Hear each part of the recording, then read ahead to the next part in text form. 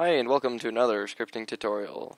Last time we talked about for loops and stuff and tables and just yeah, I talked about like a certain kind of for loop that's pretty useful and that a lot of people don't understand, but past doesn't matter. Today we're going to, like I said last time, we're going to make this so that the lights turn on during the night and off during the day. So I just got rid of everything that we did last time, and let's get to it. So just to recap, I guess, so we have our lights here, and we have a couple of parts inside the light, each light, and it has a bulb and a point light inside the bulb. So, but I guess the question we should be asking is, how do you check what time of day it is? And the answer is a little bit weird, but I'm going to show you how. So let's actually just print. So, okay, well, it's in the lighting. To check the time of day is basically held inside the lighting. It's a property inside the lighting. So, and you can see down here, it's the property time of day, obviously. And it has like colons and stuff, so you might wonder, like, what kind of value is this? Is this like a number value, or like just what is this? It's actually a string. It's kind of weird, but it's a string. So a string is, a sequence of letters and stuff, but it's a special kind of string.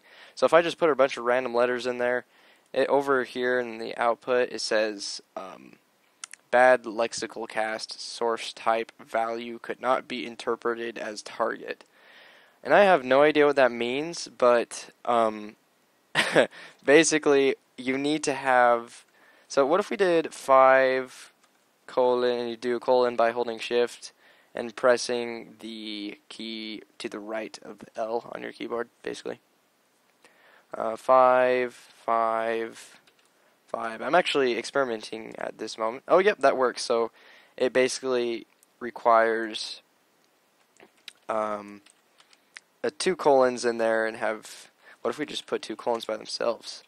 Okay, that's interesting. So if you put just 2 colons, it'll make it 0, 0, 0.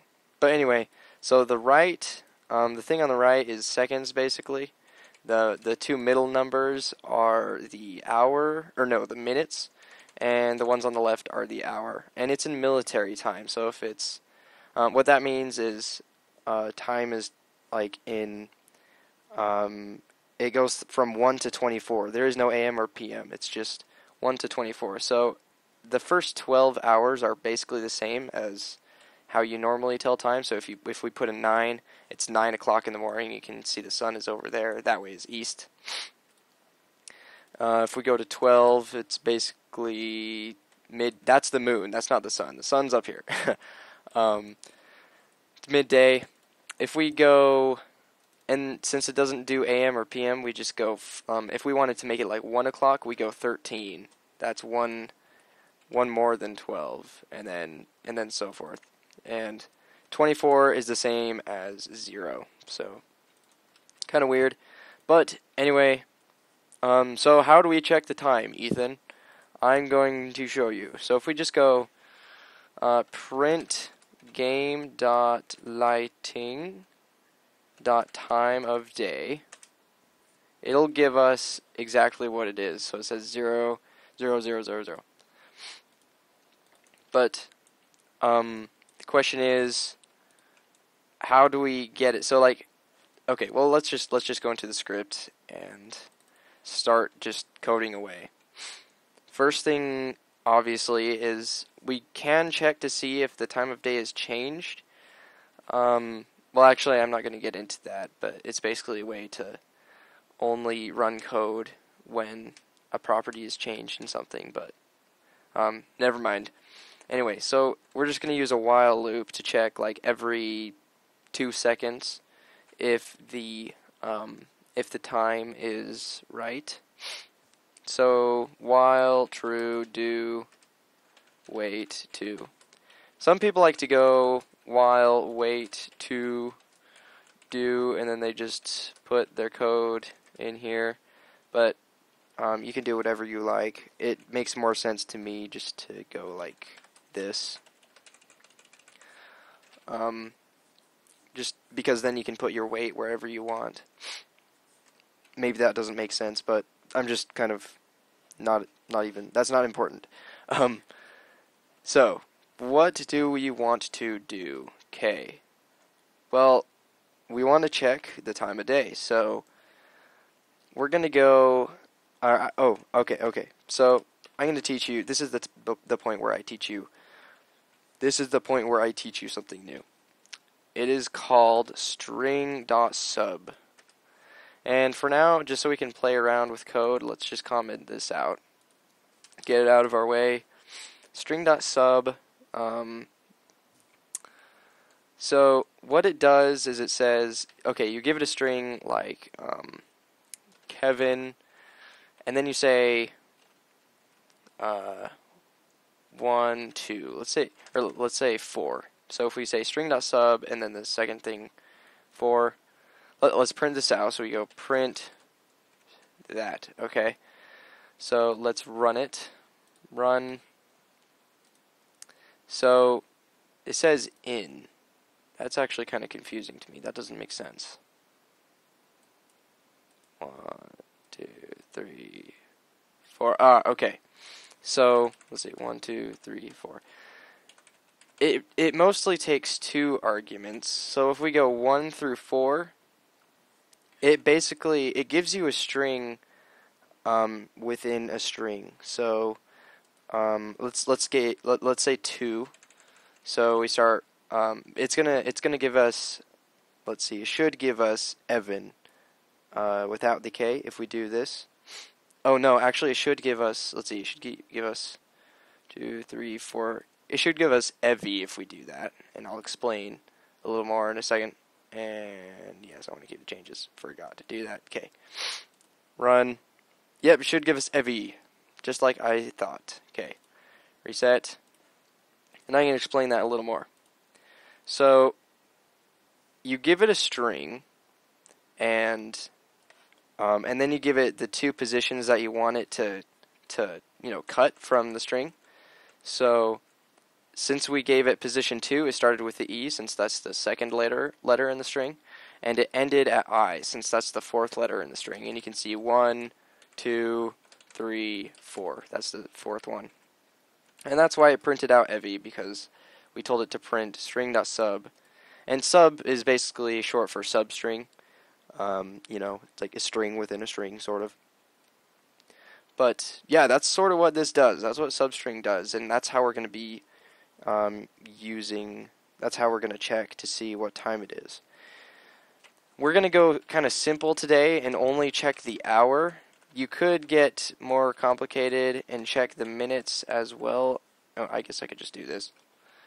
As well as the only the hour, so you could check like the minutes and the seconds and like have them turn on at an exact moment, but we're just going to check the hour because that's pretty much all we need anyway. So we're going to go, let's say hour, local hour. I think I explained this last video, but just in case I didn't, if you say local, basically means it can't be used anywhere else outside of this little block here. In this case, we don't need it, but I'm going to put it there just because it's good practice. It's easier to read. And like if you see local hour equals something, then you'll know that it's not used anywhere else. It's just like, oh, okay, so that's what this is. Gotcha. Anyway, so we're gonna go string.sub game.lighting time of day. And that gives us a string right there. Time of day is a string. And then 1, 2, because we only want the first and second positions of the time of day. And you can probably imagine that, but I'm going to show you anyway. You can see again, the first two positions represent the hour, or the first two, zeros or whatever. That represents the hour, so we just want it to give us 1 through 2, or 1 and 2. So yeah, now we have the hour. All we have to do is check to see if, let's see. Okay, well, let's look in our Explorer again. Okay, we have our script here, and we're gonna go for IV in pairs, just like last time. This is why I showed you this last time, so we can use this. Pairs script.parent get children. Do. Okay. Now, okay, so if v is not equal to script, then this way it doesn't break the code. Then chances are we don't, I think I've showed you the find first child thing, so like v find first child. We don't need to use that here because we're pretty sure that the bulbs are going to be there inside each light model. And if you don't know what I'm talking about, it's probably because you didn't watch the last episode. You should watch the last episode before you watch this one. And yeah, so we have, if v is not equal to script, then now we're going to go if hour is large. Okay, so let's say, let's actually look. What time do we want the lights to go off and on? And so we can try those 5 o'clock. 5 o'clock's dark enough, so we'll have them on at 5 o'clock and before. Let's go 6 o'clock. Still pretty dark, so we'll have them on at 6 o'clock in the morning as well. 07, pretty bright at 7 o'clock. So we'll just have them turn, okay, 06.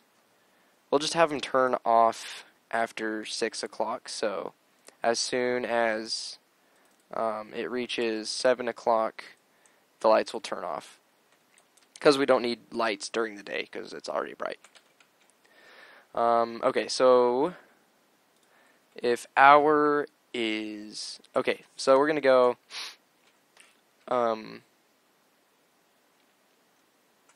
if hour is larger than, or smaller than 7, or hour is larger than, and this is when it's nighttime basically, so let's find out when it gets dark.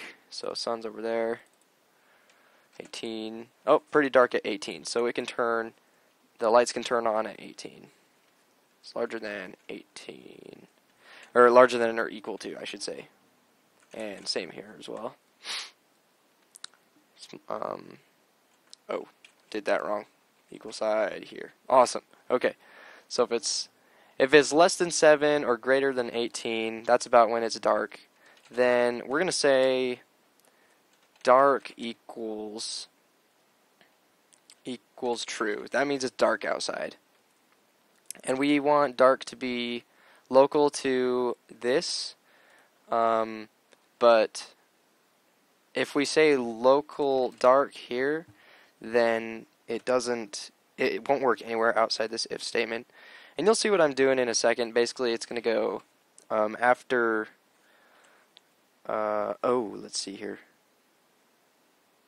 Okay. This actually should be over here. My bad. Oops. Sorry about that. Okay, so you'll see what I'm doing in a second. Don't worry. I don't know if this is confusing or not, but I'll go over the script once we're finished, just to make sure everything's right and explain everything properly. But anyway, we want the dark variable. Basically, it's going to go. Let's see. It's going to set. Okay, well, let me just code it out, and then I can explain it. So we have our code here. So then v.bulb.pointLight.enabled equals true, or no, equals dark. Okay. So yeah, I'm just gonna finish coding this up and then I'll explain it, I guess. Local dark equals false. Okay.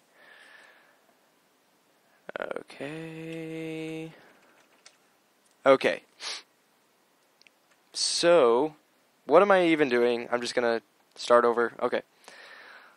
What we're doing is we're setting a variable. We're saying, okay, is it dark outside? And then it's gonna set the point lights inside each of the lights to whatever the dark variable is. If I don't make very much sense at the moment, then I should in a second. I'm gonna explain some more. So let's just make sure it works first. Nope, it doesn't. Okay. Oh yeah. Okay. Workspace.lights.script line 4. Attempt to compare a string with a number. Cannot do that, and this is what went wrong. So basically, we're basically saying is cookie bigger than 5? You never know because you don't even know what 5 means. You can't compare a cookie to 5. So we have to turn this string that we got into a number. So all we have to do is go to number. That's another little trick you can do. This is just something you have to remember, I guess. So you put inside the parentheses of to number, you put a string in there, and it'll just turn it into a number for you. That way we can compare it to 7 and 18 and any other number we want. Let's run this again. Run. Okay. Pretty sure it's working. Let's clear the output. So right now, it is indeed dark enough for the lights to be on. Let's make it like midday. Oh, they turned off, as you can see. I don't know if you saw that or not. Let me. So let's go over here so we can see. Awesome. Enabled is false with the point light and this random light we just picked here. What if we turn it on? It's going to turn off again because the while loop is still running and it's making sure that the point light is equal to what it should be, or it's on or off according to what it should be. So now, yeah, it's working, I think. If we go 7, it should turn on. Cool. Turns on because we told it to turn on at 7 o'clock. If we go 8 o'clock, then the lights stay off. Okay. It's working properly. Let's make it midnight. Lights are still on. Good. Everything is working. Now I'm going to go over the script one more time. Don't worry if this isn't making sense. Maybe I'll explain it again in a better way than I did last time. But okay, so it's saying local hour equals to number, because we need a number for the hour and not a word. String.sub, once again, you give it the string that you want, and time of day is a string, like I said before. So, and then you want the first and second positions inside in the lighting property because that's what the hour is. It goes 1, 2. We give it 1 and 2 as the other arguments. Because that's the first 2 numbers.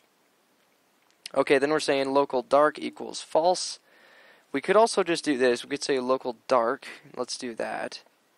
Basically, this says, okay, this dark variable, it's not going to be equal to anything. We could also say equals nil, but that's pretty redundant. We don't even need to write that. It does that automatically for some reason. Just that's how scripting works. That's what this language is anyway. If we say local dark, then it'll just give us a dark variable that isn't set to anything. However, it is still local to this block of code, so if we had a different thing over here, if 5 is equal to 5, then print dark, it would just print nil, even if dark is equal to something else, because it cannot get dark.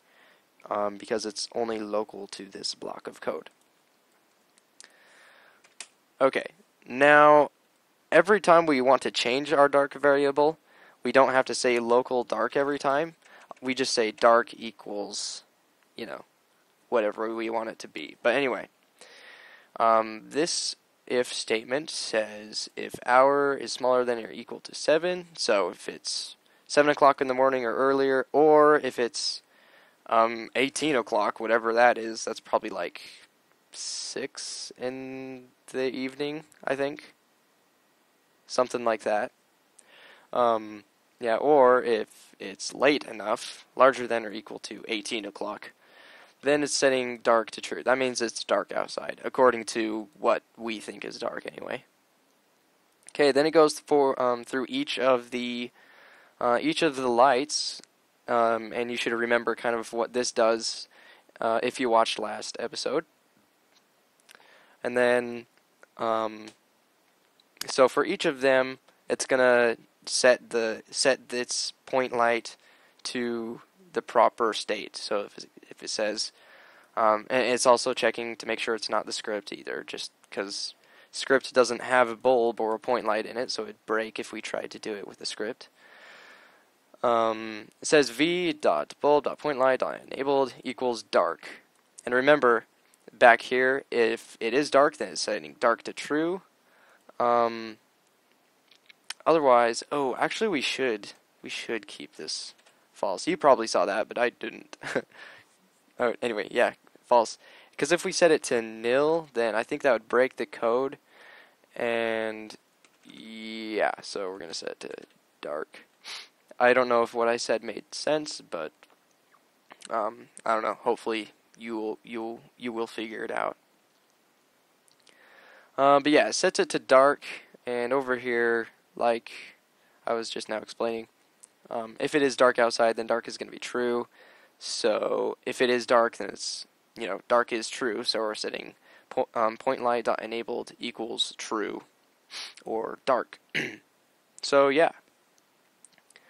And then it just waits 2 seconds and runs the code again. So, and I would recommend if you're actually if you're going to publish a game like this, just to have a little bit less lag. This might not even give you any performance boost at all, but make it wait every 10 seconds, because that's all you need really.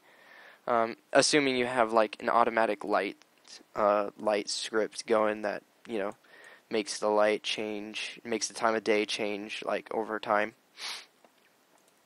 Yeah, I would make it wait 10 seconds. That's probably good. Just if you're gonna have a lot of little scripts like this in your game probably, and if you have every single one of them running one every 1 second, then it's gonna it could cause a little bit of lag, but no big deal. Hopefully this tutorial was helpful. Next time I'll probably have our automatic day and night time script going. I guess I could show you guys how to do that, but I'll watch the comments and see if you want me to show you how to make an automatic time of day, script. It's pretty easy. You could probably figure it out yourself at this point, which I recommend trying out.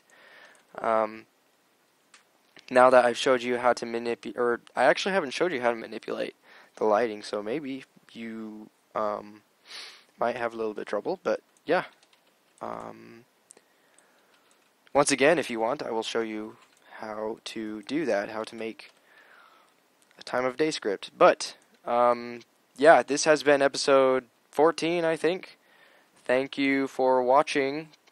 If it's not 14, then I guess I'm wrong, and I'm gonna be sad. And I'm gonna just, I don't know, but whatever. Next video, if you want. I'm just not even, this doesn't even matter anymore, but yeah. Thanks for watching. I will see you next time. Goodbye.